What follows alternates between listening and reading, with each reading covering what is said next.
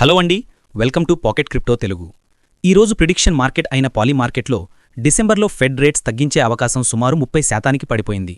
దీనికి కారణాలేంటంటే తాజాగా US October నెలకు సంబంధించిన జాబ్ డేటాను విడుదల చేయడం దాదాపు అసాధ్యమని చెప్పడం, అలాగే నవంబర్లో విడుదల చేయాల్సిన డేటాను కూడా డిసెంబర్ ఫెడ్ మీటింగ్ తర్వాత విడుదల చేస్తామని చెప్పడం.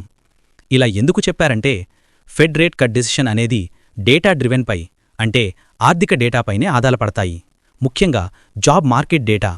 సో యుఎస్ షట్డౌన్ కారణంగా జాబ్ మార్కెట్ బలహీనపడిందని చూపించే డేటా లేకపోవడం వల్ల ఫెడ్కు రేట్ కట్స్పై ఒక నిర్ణయం తీసుకోవడం కష్టమయ్యే అవకాశముంది. దీని కారణంగా మార్కెట్లో ఇన్వెస్టర్స్ మరియు ట్రేడర్స్లో డిసెంబర్లో ఫెడ్ రేటును తగ్గిస్తుందనే ఆశ తగ్గటంతో తమ పెట్టుబడులపై జాగ్రత్త పడుతున్నారు. ఇది మనం కొన్ని రోజులుగా క్రిప్టో ఈటీఎఫ్లలో మరియు ఓవరాల్ క్రిప్టో మార్కెట్లో రికార్డు స్థాయిలో అవుట్ఫ్లోస్ జరిగేదాన్ని బట్టి అర్థం చేసుకోవచ్చు.